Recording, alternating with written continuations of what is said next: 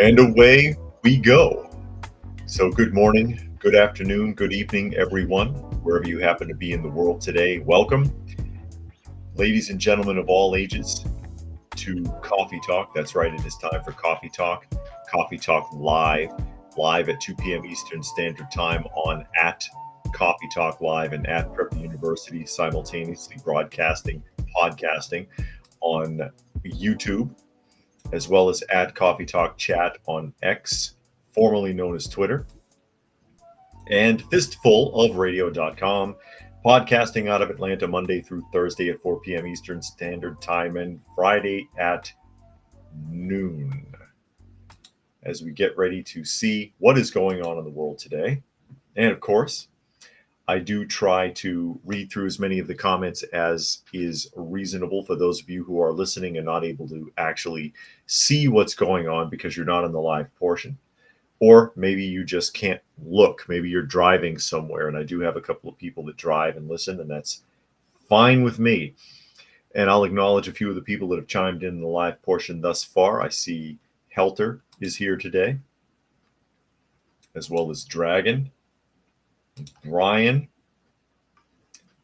and Spectre has joined us. Hopefully there's no interruptions. Special thanks going out to Rod, who made a donation to the PayPal, to the direct PayPal link. I see Sven is here as we get ready to jump off and see what is going on in the world today and have a little bit of a discussion on the various topics. I am going to pull up something that came up yesterday because I had not heard this and I wanted to look and see what they were talking about, and maybe the person who initially mentioned it is in here today, and that is a round of stabbings that have been going on in Australia. Because, as you know, disarming people doesn't necessarily stop violence at all. It will still continue. And I see Sean is here, says checking in from Northern Illinois. They ought to find some pseudonym for Illinois that has the word tax in it, like Massachusetts. They used to call Taxachusetts. They ought to come up with something like that for Illinois. And Boogers is here. Glad you could make it as people are trickling in. Going to jump to this. Two articles really quick, or however long it takes to get the point across about what is going on in Australia. First article, I believe, is going to be a Jerusalem Post article, and we'll see how easily or difficult that comes up. You know, sometimes it gets lucky sharing the page from Restream. Hopefully there won't be much interruption. It looks like it's going to drag a little bit. So Jerusalem Post article talking about here the knife attack at the Sydney church. And still waiting for it to transfer properly. I see old one guy is here. Glad you could make it today. Thanks for joining us. Wow, Restream, give me a freaking break, huh? Oh no. The production and some work. And then wow, did I get kicked off or something? And I get this little yellow ring saying connect with the issue. And as many of you are, I'm not just talking to myself. I am Ethernet. There it is. Oops, connection lost. Reconnecting. There it is. Oops, connection lost. Oops, upside your head. I see Dilo has joined us, as well as Fluke Man and Bernob. And we still can't get that thing to open. It does not want to open. Spectre warns me I'm cutting in and out. Yeah, it does not want to open. I don't understand what's going on. I'll have to read the article without pulling it up for you to see. I usually like to pull it up for you to see so that you can follow along and see that I'm not just making it up. Apparently, Restream's not going to let me open this article. So there you go. Or ScrewTube isn't letting me open it. Jerusalem Post, a knife attack at Sydney church, a terror incident, Australia police say. It was the second major stabbing attack in 3 days after 6 people were killed in a knife attack mall in the Bondi area. And I'll read that one here in a moment, or I'll try to. Australia was at a church in Sydney that injured at least 4 people, including a bishop with a global online following, would be considered as a terror incident. Police arrested a male teenager at the scene on Monday and were forced to hold him at the church at Wakili, a suburb about 30 kilometers or 18 miles west of downtown Sydney, triggering clashes between angry residents and police. It was the second major stabbing attack in 3 days after 6 people were killed in a knife attack at a beachside mall in the Bondi area. Bishop Mar Mari, Emmanuel of the Assyrian Christ the Good Shepherd Church was speaking during an event service on Monday when a man walked towards him and lunged with a knife, according to video of the event captured from live stream on the church's social media page. No denying that he did it there. Horror congregation scream as the unidentified man stabs the priest several times in the head and chest. The videos show. Authorities disclosed no motive for the attack. Police said they arrested a 15-year-old man at the scene and were forced to hold him at the church in Wakili, a suburb. They already repeated that part. And they held him there for his own safety after an angry crowd gathered outside and demanded the attacker be brought out. 2 witnesses told Reuters the crowd threw rocks at the police. More than 100 police officers were ultimately called in to deal with unrest, and the 2 were taken to the hospital with injuries. Reuters saw 2 men pepper sprayed. Okay, I have a question. Have a mob forming outside after police show up, secure this kid, right? And he had stabbed a few people. No one was killed, evidently, but he stabbed the bishop. He stabbed other people. Where was this angry mob while the stabbing was going on? Who interfered? Who interfered with this? Because it sounds to me like something that people should have gotten in on to try to stop. Just throwing that out there. Urban is here. Glad you could make it. Urban Angst, as well as Paul Burke. He says he's in the bar. Got to make the most of it before SHTF. And Monkey is here. And Bernob says, who attacked him, a local or an immigrant? They don't say. They will not give any other information except that it's a male who's 15 years of age. That's all they will tell you so far. They're keeping that secret for the time being. But I want to know how come it says that he was stabbed multiple times. And I'm wondering, because I haven't seen film footage of this. I see the photographs of it, of him rushing up on stage. They're wrestling. He's swinging away. He's throwing punches. The bishop is falling to the floor. I don't see anyone else in these clips. And I'm wondering why no one intervened. And Paul says, because most people are cowards. Yeah, that's true too. Urban says the story they heard was the mob was actually there in support of the attacker, ? No, they were not there.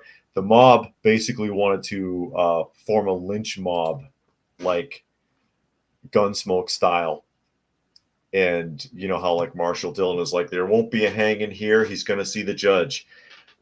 My understanding is that the mob was wanting him brought out, and the police were afraid to bring him out, and had to call in up to 100 police officers to hold the crowd back so they could get him out of there safely. And that the mob started throwing rocks and all kinds of crap was going on. Bernabe wanted to know if it was an assault knife. Yes, I know they're going to ban knives now. Then they're going to ban pencils and anything else that they can ban so that it's impossible for you to defend yourself. But again, I'm just wondering how come it is that nobody ran up there to help this guy. Probably because no one in the church is armed because of Australia's regulations now. Australia used to be a rugged place. Now I'm not so sure. The days of Crocodile Dundee have long passed. And it's a shame. And again, you can do a lot of damage no matter how many tools they take away from you, which ties into the next article. If I can get this to open, as you, if you were already on, you saw I had a lot of difficulty getting the previous article open up properly, ties in with that article. So I would like to be able to show it and not just read it. Again, I do like to demonstrate the article when I talk about it.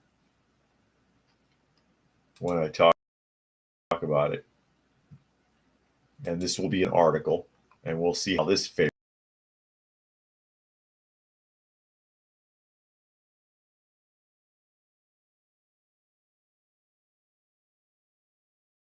They don't want us talking about this.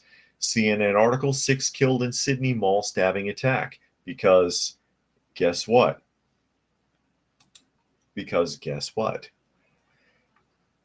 A person with a knife is just as dangerous as a person with a gun if they know what they are doing. 6 dead in Sydney shopping mall stabbing attack. Here's the latest. 6 people dead and several others injured after a man went on a stabbing rampage in a shopping mall in Sydney, Australia on Saturday afternoon, local time. One of the country's worst mass killings in recent years, and the suspect was shot dead. Eyewitnesses described pandemonium as they fled from the attack. Yeah, that would be pandemonium because they'll run out of the mall like it's Black Friday to avoid danger rather than try to confront it, because that's what people are. With many forced to hide in shops, Australian Prime Minister Anthony Albanese said the attack was beyond words and understanding. Not really. It's not beyond words. It's easy enough to describe, and it's not beyond understanding because some people are just evil. How's that hard to understand? He says it's shocking violence.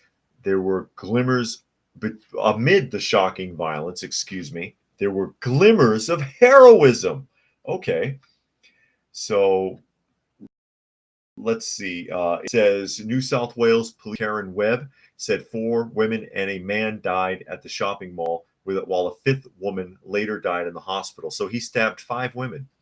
Webb added that 8 additional people are being treated for injuries, including a 9-month-old baby who is among the injured and has been in surgery. Well, hopefully the baby will be all right then. Australian media outlets have reported that the baby's mother had died. Oh no, but Webb could not confirm the reports. The suspect was shot.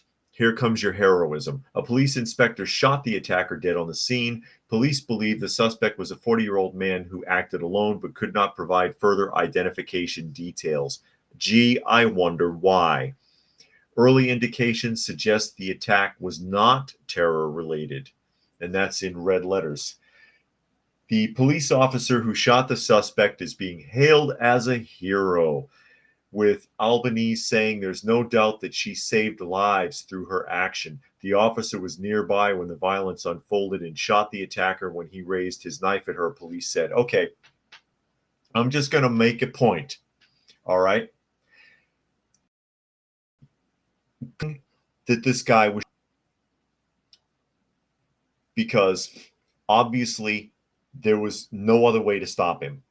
He murdered 6 people and injured 8 others and was still going. An armed officer shot him because he attacked her with the knife.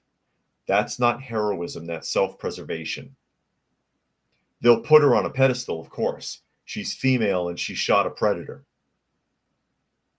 who hurt and killed all these people. But that isn't heroism. It's not heroism to preserve your life. So, I have to take issue with that. If anybody disagrees, feel free to chime in. Paul Burke made a point about God killing millions. That is biblical. That is in the Bible. Urban says, I would think twice to rush in and help because criminals have more rights. Yeah, I understand, than law-abiding citizens. If the attacker survived and sued me for some scratch on his face, he would win in court. That's why, wink, wink, nudge, nudge. You got to finish the job there, Urban. Monkey says, I know this might be on your tab, but Trump is on trial for his hush money so far. Almost 1/5 or 2/3 of the 90-ish counts can't be used on him for impartial reasons. It's not something he should even be on trial for, Monkey. We've talked about that before. That sets a precedence that hush money corporately distributed is even being put on trial at all. That has never happened in the history of the United States, as far as I understand, because it's perfectly legal. Boogers says assault boomerang. Yeah, no kidding. That's coming. Bernob says, shock and awe. Most people don't know how to disarm attackers. That's right. Most people can't fight. That's the truth, Bernob. There's more to it than that. And it's something I talked about a lot on the Prepper channel off and on. Most people do not even know how to fight at all. Even people who have some training don't know how to fight. For example, most westernized forms of martial arts. When you go to the karate clinic, you take your kid to karate class or taekwondo class. That's great for them. It gives them structure, it gives them exercise, and it's a good introduction to fighting. But even someone who's a black belt out of a lot of those clinics would get the floor mopped with them in a real fight. Tippity tap for points is not fighting. Special moves is not fighting.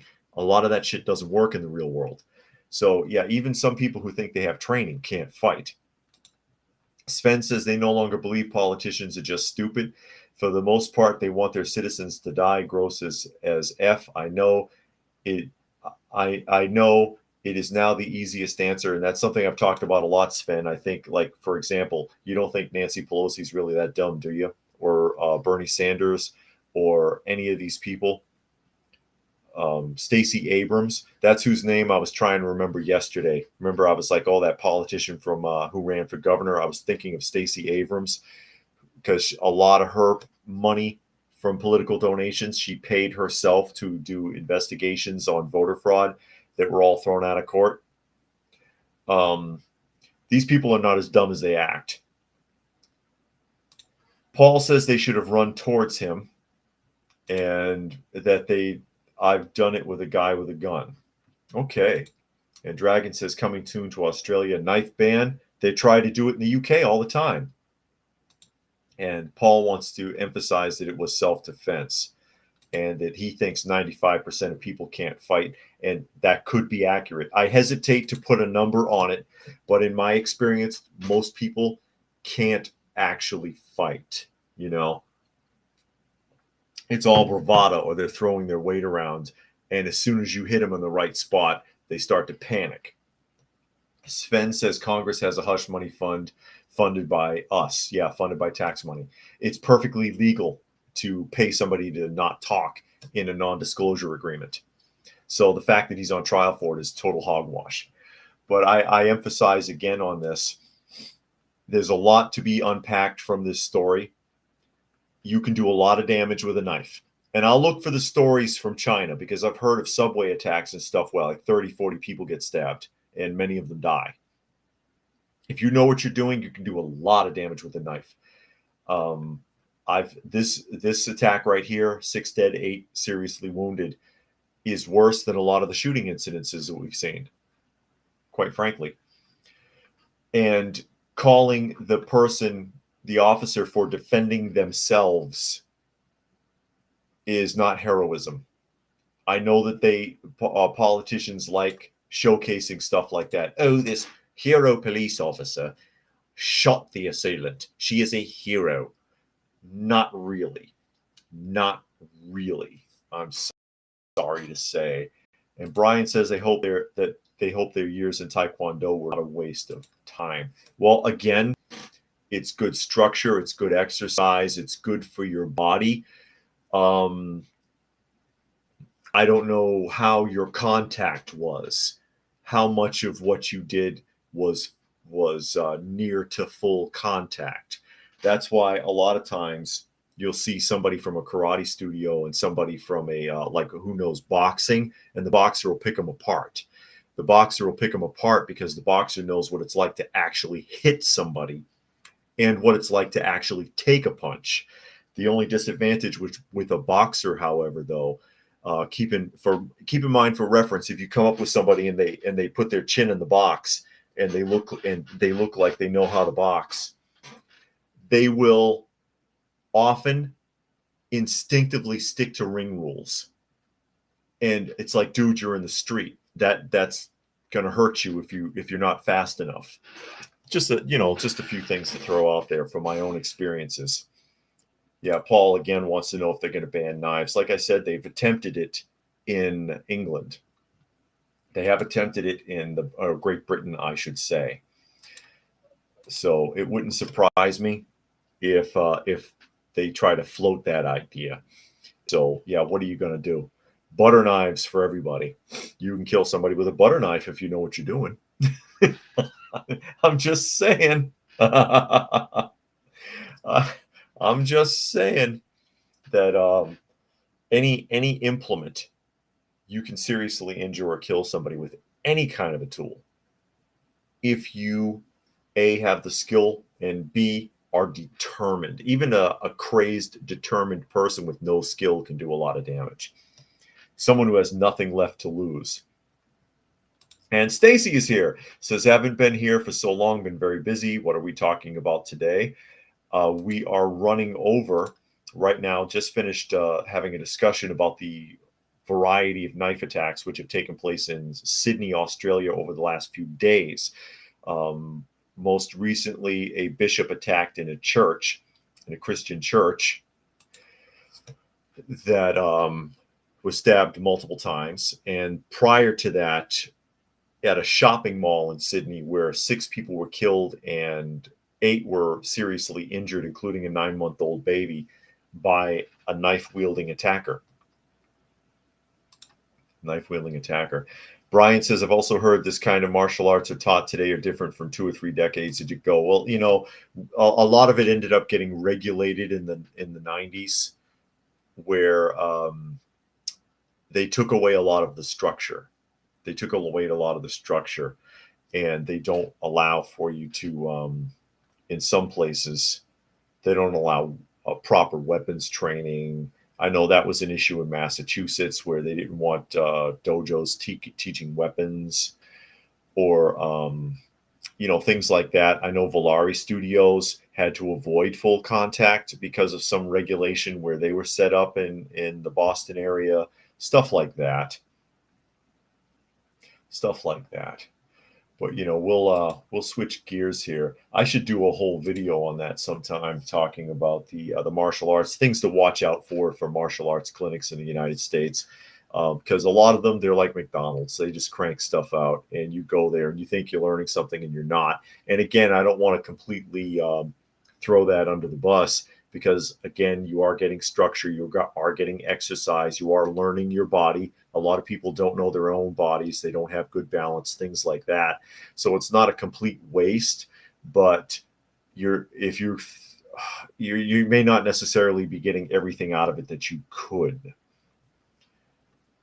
because you possibly could. But we'll shift gears, and we're going to shift to, who are we talking about? Biden, our everybody's favorite grandpa.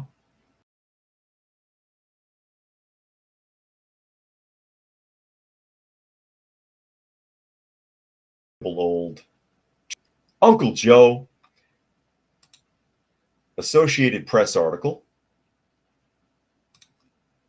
Biden administration announces a new partnership with 50 countries to stifle future pandemics, or plandemics, I should say. That's just perfect. Another way, wow, he looks cranky. He looks more and more like Jeff Dunham's grumpy old man puppet all the time. I'll tell you what. And this is new. That flesh hanging on his neck, going all the way to his chin, is new. It's recently been falling forward like that. I don't know if anyone else has noticed this. Almost makes you wonder if it's the same guy. I don't know. Maybe he's an alien and his mask is falling loose from his face. I don't know what to say about that lump of flesh there. But yeah, a new way basically to hem up citizens in various governments. President Joe Biden's administration will help 50 countries identify and respond to infectious diseases with the goal of preventing pandemics like the C virus outbreak that suddenly halted normal life around the globe in 2020. No, I got to put my 2 cents in there. The virus didn't halt normal life. The governments did. Because I think things could have continued to go on normal, because for all intents and purposes, it doesn't look any worse or was any worse than the common. U.S. government officials will offer support in the countries, most of them located in Africa and Asia. Oh, you mean places that don't want America involved? To develop better testing, surveillance, communication, and preparedness for such outbreaks in those countries. Emphasize on the 3 phrases there.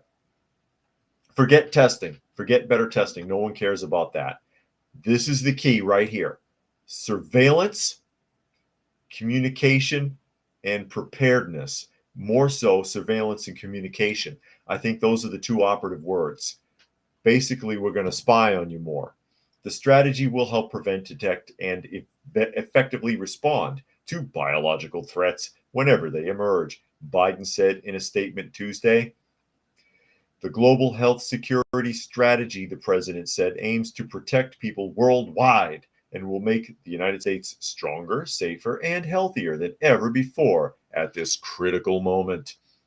The announcement about the strategy comes as countries have struggled to meet a worldwide accord on responses to future pandemics.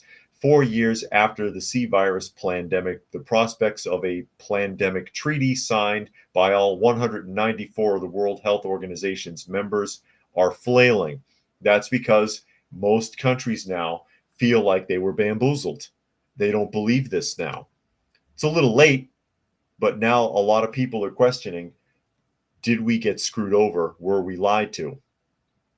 The Biden administration plans to move forward with its new strategy to prepare the world for the next pandemic, because it's coming, regardless of whether a treaty is hammered out or not, a senior administrative official told reporters on Monday. Oh, so you're going to force it on everybody again? That's what's going to happen. The U.S. program will rely on several government agencies, including the U.S. State Department, the Center for Disease Control and Prevention, Health and Human Services, and the U.S. Agency for International Development, to help countries refine their infectious disease response. They're going to throw money at them. Congo is one country where work has already begun, it says. Yeah, the Congo has nothing to do with us. But they don't have anything to do with America any more than any of these other countries. Oh, no. Hold on, because I'm getting a connectivity warning again. Is everybody seeing me okay or hearing me? Hope that didn't skip out. As I try to catch up some of these comments here really quickly. Paul says there's 7 Bidens. They should check his blood. Does he have any? Is like white fluid going to pour out? Helter says it's almost like Biden can predict a pandemic and be ready for it, while his opposition will try to thwart the response. Paul is hoping all people are preparing. Yes, indeed. Regardless of whether anything happens or not, you should absolutely always try to prepare yourself. Be prepared. Have a pantry stocked. Have medical supplies on hand. Have a spare tire in the trunk that's full of air. Just be prepared. Stacy says, why are these people so evil? It's truly scary. I wish I could answer that question for you. What's scary about it is they manage to get into power, but evil people seek power, and then they show their true colors when they get it. And somebody had mentioned that yesterday, and it's very true. And Brian says, is the real P word on YouTube's bad word list? It might be. It might be. I have to be careful. As I've mentioned, once upon a time, I did get warned not to say the C virus, the real word, by Google. Urban says the most laughable but not funny is when a vaccine injury victim still sides with their victimizers by saying C virus ruined my health, but I would be dead if I didn't vaccinate. Yeah, I know it. I know it. And yeah, I got a little bit of confirmation. Gary said I was breaking up a little bit there. That's unbelievable. I swear they do it on purpose to me. Cruising says, don't forget to put the jack back in the trunk to go with the spare tire. Learn that one the hard way. Oh no. You left your left your left your jack somewhere. Huh? There it is. 31 minutes and 12 seconds in. 31 minutes and 12 seconds in. There's my announcement. I am live. I am live. Thank you, ScrewTube, for letting me know. I hopefully most of you got your announcements on time. I never get my announcements on time. They always come late, if at all, usually around or close to the half-hour mark. There it is, now live on your channel. What's new in the news today? Thank you, ScrewTube. Unbelievable. Unbelievable how they hang you out to dry like that. You know, people are watching out for these, and a lot of people miss the live stream.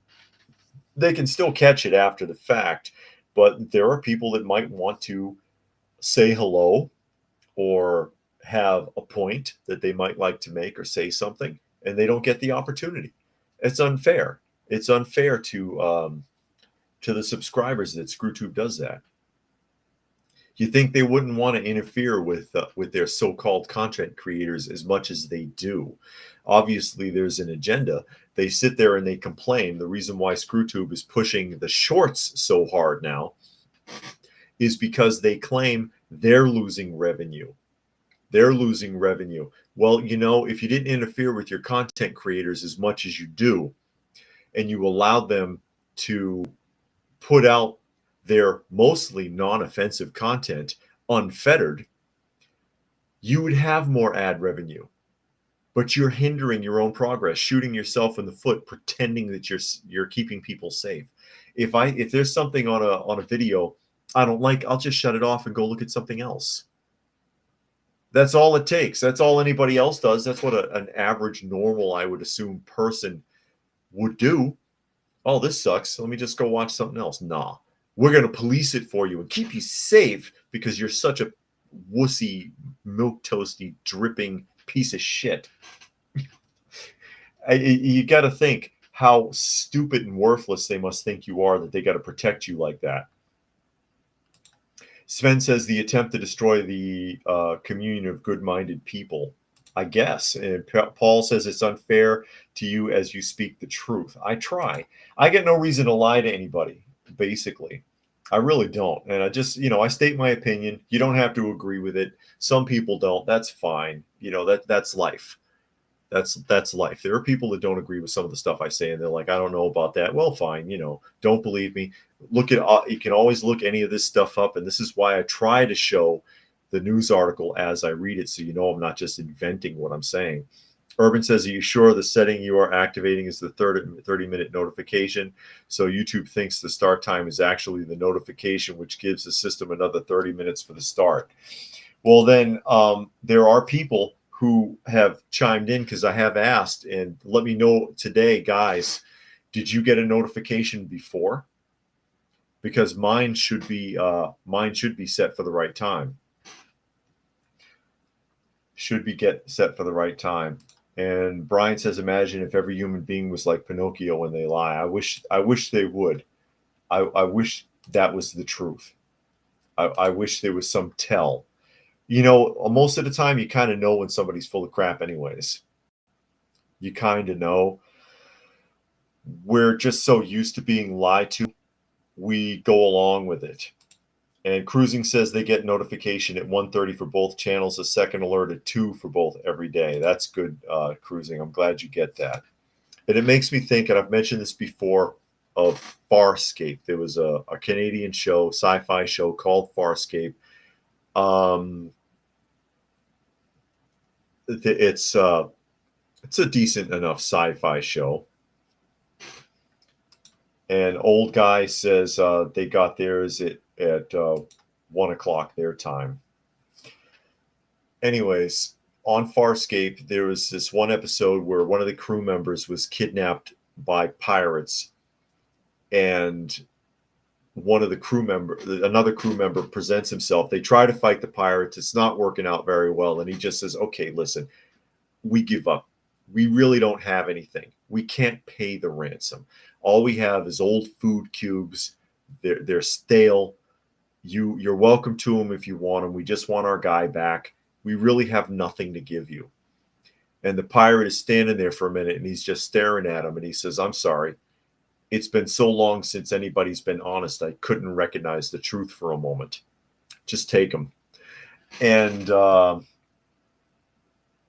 I feel like that pirate sometimes. It's everybody's lying all the time, and it's sickening. It's so easy, and it's so acceptable and so expected in society, and people know that other people are lying, and they just let them do it, and they don't call them on it. And it's a sickness. It's a sickness.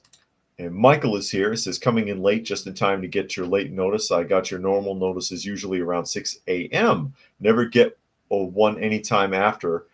Of course, I know you always start after 2. Okay. Now, local story here. And I don't know if this is going on anywhere else, but I know it's going on in Georgia. And hopefully this won't be a delayed open. Anytime. Oh no. Here we go. This is a Fox 5 Atlanta Fox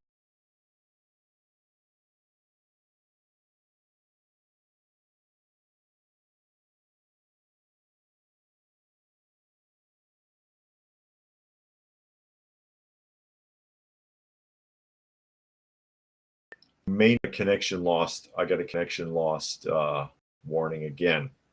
Unreal. The problem here, and you see the headline, it says USPS Postmaster General grilled by Senator Ossoff, others about mail delivery problem. Not anywhere else in the U.S. In Atlanta for the last few months, mail is not packages some weeks late. Mail is sometimes weeks late. Things are way ridiculously behind schedule to the point where they're involved, and they're down here investigating.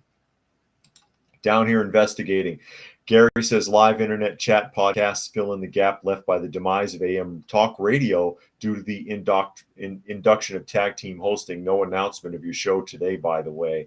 And wanted to know where I went. Yeah, sometimes when I share the page, it gets interrupted. But I should be back up here now. Sorry, Gary Edwards. I try. I wish I could provide a better service. It's unfortunate the way this works. But yeah, this has been going on in Georgia for months. It says U.S. Senate Homeland Security and Governmental Affairs Committee hearing on Tuesday morning about postal wolves in Georgia and several other states. Okay, so it is other states. Open with statements by Postmaster General Luis DeJoy, who admitted to problems with the USPS during his opening statements. According to DeJoy, the pursuit of long-term viability should have begun over a decade ago, and the failure to modernize the USPS infrastructure has been self-destructive. Let me see. Postal Regulatory Commission Chairman Michael Kubayanda then have continued to decline. Kubayanda specifically mentioned the length of time it currently takes for individuals' letters and cards mailed within the Atlanta area to arrive. According to Kubayanda, the letters and cards that should have arrived in a generous 2-day window, met with the standard only 16% success rate. That sounds like from Seinfeld, and Jerry took over his job for a couple of days to try to help him out because he thought he might get a promotion to move to Hawaii. And he was like, "You passed the 80% mark. No postal workers ever passed 80%. Incredible. Am I still having connectivities? Here we go. Urban Nose has joined us. Glad you could make it, Urban. Let me close that window. Maybe help us to catch up as we bounce around. Unbelievable. I'm sorry, folks. Yeah, Unknown is here. And Gary says it's still skipping a little bit.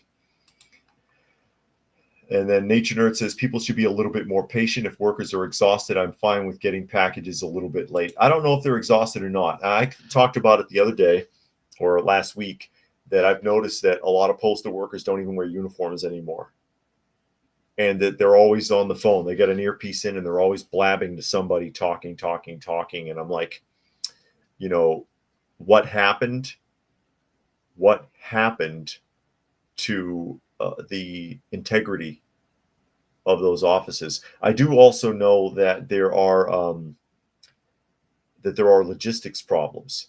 I don't know if anyone's ever followed tracking on a package and seen where a package is coming to you and gets diverted someplace that it shouldn't be and then ends up with you. Like if somebody is sending me a package from Texas, it shouldn't end up in New Jersey and then come to the Atlanta hub. Why can't it go from Texas to Atlanta directly? There's an extra step there that could be avoided. And everything is scanned. They know where the hell everything is at all times. It doesn't make any sense. Dragon says, I wouldn't be surprised if this is an elaborate plot or orchestrated by an alphabet group agency to disrupt the flow of mail-in ballots during the election. Hey, you never know. And Brian says that's common with our neighborhood UPS driver. And Cruising says, sounds like the postal work is being subcontracted away from the unionized USPS postal workers and going to other providers instead. And Federal Express does a lot of that. I think half the packages that are delivered are handled by a third party now. They're being delivered in like people's normal cars. Sometimes they're being delivered by somebody in a budget rent-a-truck who's not in a uniform. There's a lot going on. I know it's real bad in Georgia. Apparently, they say also that it's a huge problem in Texas as well as Virginia and maybe a few other places as well. And that currently they're experiencing an 84% failure rate of on-time delivery. That's catastrophic. That's a huge problem. And absolutely, I could see where that could be a long-term setup for failure of ballot delivery since we are in a major election year. Sven chalks it up to crap leadership. There is a way to do this. What is being focused on is stupidity, various forms for years. USPS is destroying itself. And Flukeman says, off topic, thought some of you would like to know an ambulance in Staffordshire, United Kingdom caught fire and exploded, damaged a house and one parked car nearby right after a 91-year-old got dropped off at home. I wonder how they blew up. The only thing that combustible on board an ambulance would be their oxygen supply. Maybe something happened with their oxygen supply. And Urban wants the Pony Express. You know, I think the Pony Express barely lasted a year. I forget how long the Pony Express ran, but it wasn't that long. It wasn't that long that the Pony Express was in operation. But we're seeing a lot of that with failure in the mail. The mail systems are overrun.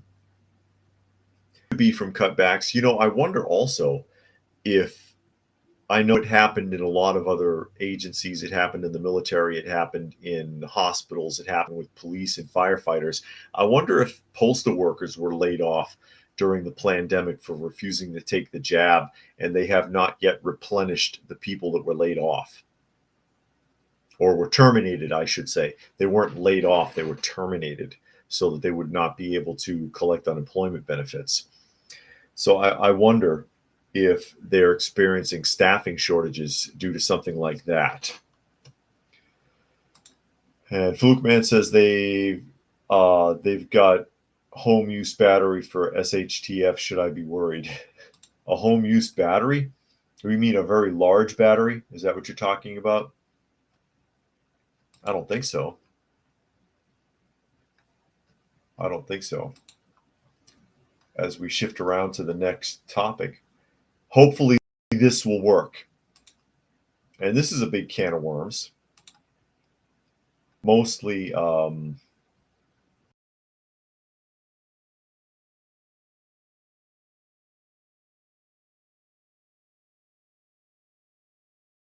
that is the Union article. BC guest sparks controversy with claims about white people. Oh, here we go.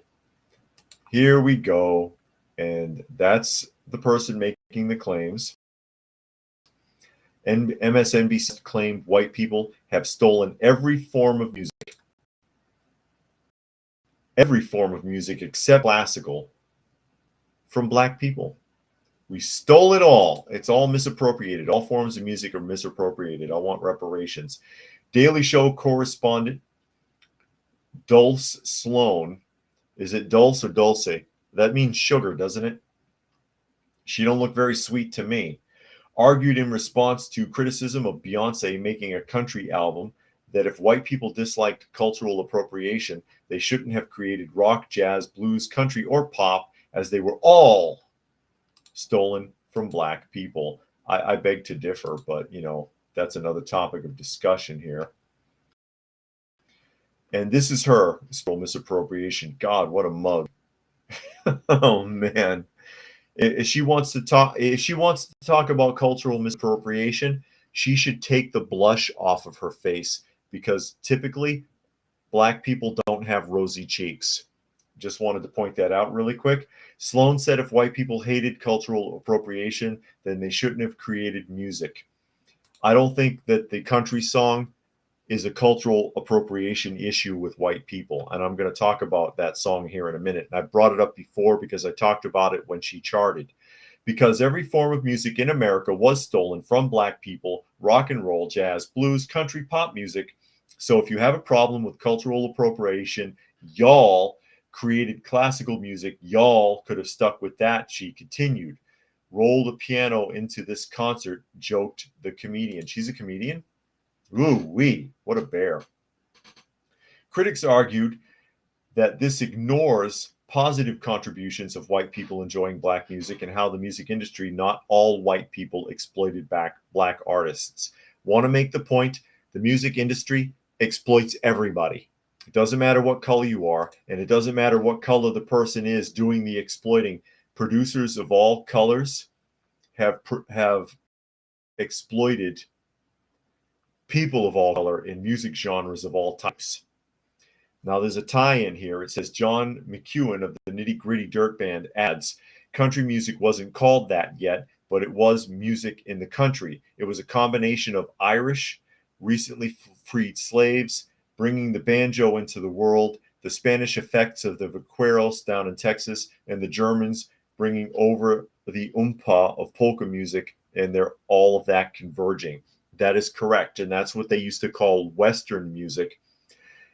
It was Gene Autry who converted Western music to what is now known as country music. He's really the innovator of country music, Gene Autry. She goes on to say here, despite backlash, they ought to call it blacklash. Despite backlash, Beyonce's country single topped Billboard's country chart, making her the first black woman to do so. And I think the argument, the problem people have had with with Beyonce's song is that it's not good and it shouldn't have charted. Not that she's black singing a country song, or the fact that she charted, but why did she chart? Because she's Beyonce? Because the song is not good. I did not play the song because I'll just get a strike. I'll get a strike for her franchise. But I did listen to the song and I talked about it when it came out. The song's terrible. The song is terrible. The video is terrible. Okay.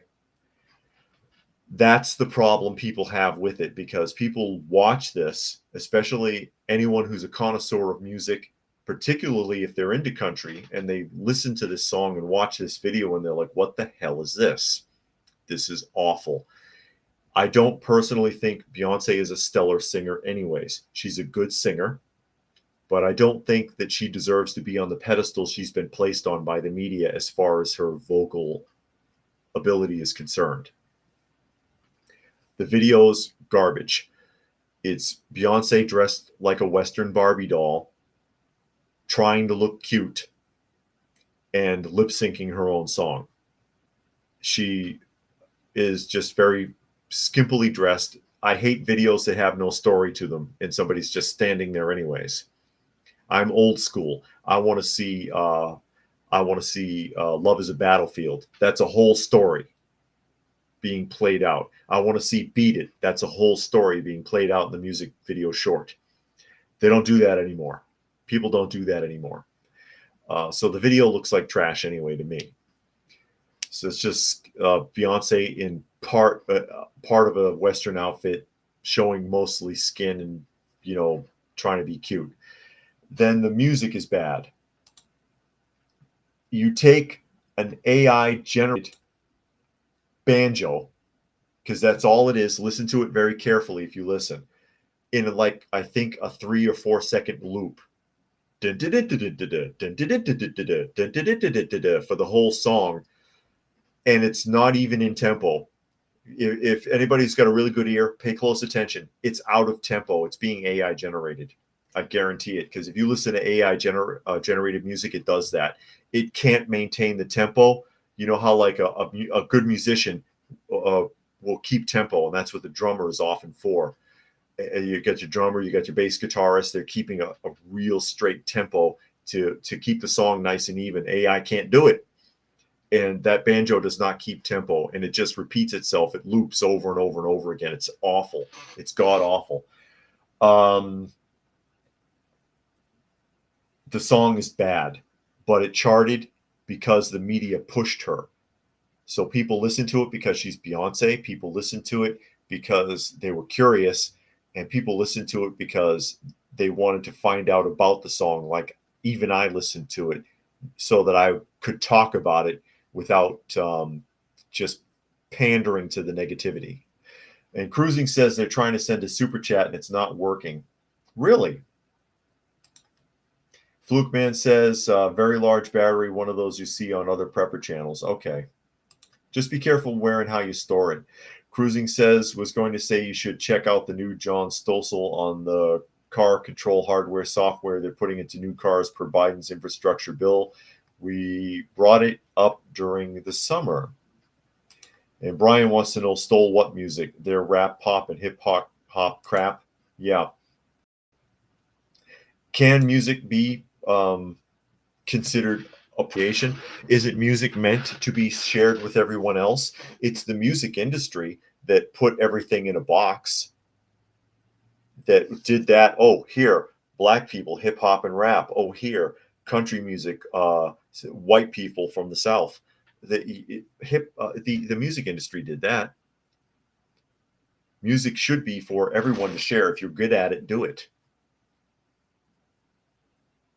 And as far as like rap and hip hop are concerned, it's majority black so-called artists. I'll say hip hop and rap performers, because a lot of it is not art, especially nowadays. Whether they like it or not, the majority of their audience is still Caucasian. The majority of people listening to their rap and hip hop music are not black. Urban says, out of curiosity, what did she, why did she partially straighten her hair? Isn't that appropriating a white hairstyle? Yeah, no kidding. Nature Nerd, back to UPS. It says upped their wages in the last union negotiations, so they cut a bunch of workers, creating understaffing and late packages. That's true. They and that was, yeah, they raised their wages, and they have chopped off a lot of their employees, and that is putting them behind schedule. And Chillin' Dave is here. Glad you could make it. I know I'm probably a little behind with the comments. Helter says Sloan is abusing her black privilege, the ability to be racist while calling everyone else racist. Yes, that's very true. Dragon says Dulce is complaining about racism, yet lives in a Greek neighborhood. Strange how she doesn't live among her fellow blacks. And that's something that I brought up about that activist for BLM, one of those BLM leaders who lives in the Atlanta area. I mentioned it last week, I believe, because my wife works for the city and was out driving around scouting and passed the house and recognized it and asked me, hey, isn't this the place? And it's an all-white neighborhood. She lives in an all-white neighborhood, the house that has its own airstrip, and she was under investigation for misappropriation of BLM funds because she used the money to buy a house in Bahamas and in California and was looking at a property in Florida. Urban says many musicians, live musicians, especially in blues, will only use their old vacuum tube amplifiers. And Gary says the music industry is co-opted bully pulpit used to target teens with leftist propaganda. Boy Scouts, Girl Scouts, DC and Marvel Comics, published public schools, pro sports, TV shows, movies, Netflix, etc. Yeah, they're all in bed with each other, and it's awful. And Urban says the Beastie Boys are considered hip-hop royalty, but they were three white guys from New York. And I've talked about them a few times because, one, they got into a lot of trouble in the very beginning because of the way they used to dress. And they used to dress kind of like the way that Run DMC dressed. And that was how they normally dressed. That's how a lot of us dressed in the 80s. Hell, I had a Kangol in the 80s, okay? I had shell toes. Most of the kids were dressing like that back then. They were dressed like that, and they were basically told by the record label to stop and to pick a different look because they were being accused of copying black rappers with their physical look, but that's how they actually dressed. So they had to change that. And then I've also mentioned the movie that they were in, Crush Groove, that was starring Run DMC, and the Fat Boys were in it and others, where when they were in the club rapping, that is the Beastie Boys, they were relentlessly booed and hissed by the audience. And oddly enough, their careers lasted longer than everyone else who was in that film. And Gary Edwards reminds us to fight for their right to appropriate. Fight for your right to appropriate. There you go. So it's kind of interesting looking at the history of the Beastie Boys. Although they sabotaged themselves when they were at the Grammy, I think it was the Grammy Awards, wasn't it? And they behaved so badly on stage, they got banned for life.